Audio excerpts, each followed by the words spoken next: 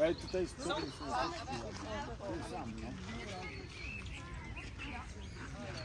New location of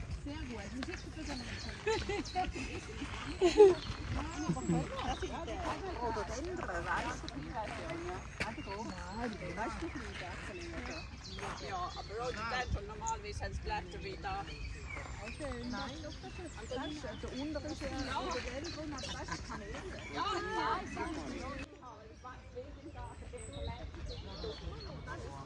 Wat een honing. Let op, wat weer geil. Dit is een penguin. Ah nein, das ist so ein Dings. Der Seevogel da. Hier. Look, das finde ich nicht so angenehm. Warum macht man das?